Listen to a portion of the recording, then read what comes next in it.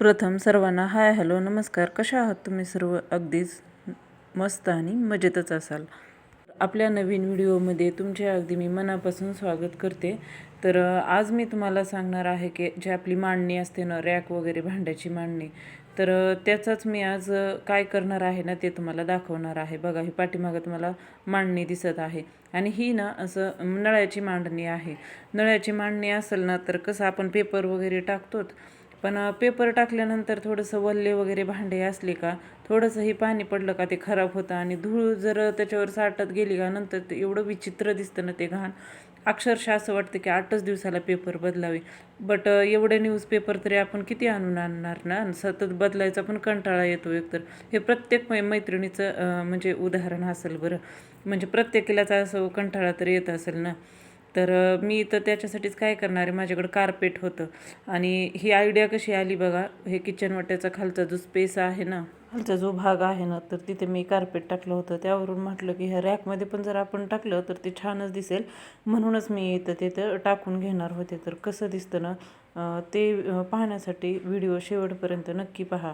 तर त्यासाठी मी अगोदर काय केलेलं आहे, हे माझ्याकडे मेजरमेंट टेप आहे, तर त्यानेच मी इथे मापून घेतलं की ते किती होतं, त्याची लांबी आणि रुंदी, आणि त्यानुसार मी तिथे कटिंग करायला घेतलं होतं. बाहेर आले गॅलरीमध्ये कार्पेट घेण्यासाठी तर भजनाचा आवाज खूपच येत होता, त्यामुळे बोललेलं ना मी सर्व म्यूट करून टाकलं होतं आणि त्यानंतर मी व्हॉइस ओव्हर केलेला होता. तर मी जे मेजरमेंट घेऊन आलेले होते ना तेच मेजरमेंट मी इथं टाकले होतं आणि कट करून अगोदर एक कट करून घेतलं त्या मेजरमेंटनुसार आणि त्यानंतर त्याच्यावर मापावर मला किती लागणार होते, 5 मोठे लागणार होते आणि एक आहे ते त्यातलं हाफ लागणार होतं, म्हणजे छोटं होतं ते.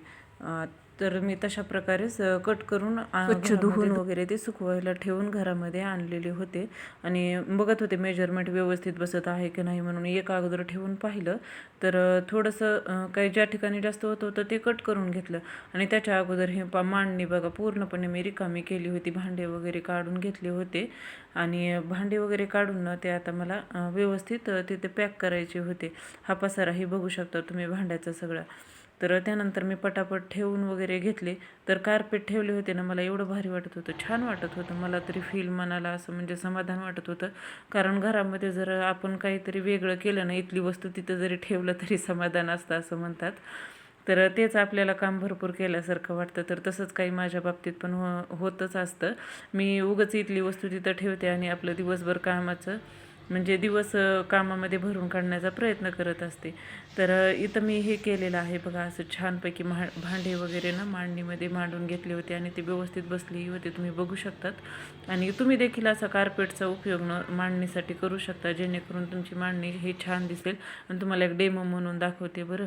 इथं बघा मी पाणी वगैरे टाकलं आहे, तर ते नंतर टॉवेलनं पुसून ही घेता येतं, म्हणजे अगदी फरशीसारखं फरशीवर कार्पेट वापरतात ना तेच आहे हे.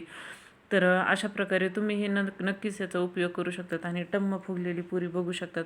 तर हो, संध्याकाळी ना असा काही बेत होता, थोड्याशा खूप दिवस झालं पुऱ्या घेऊन आलेलो होतो एक पाकीट.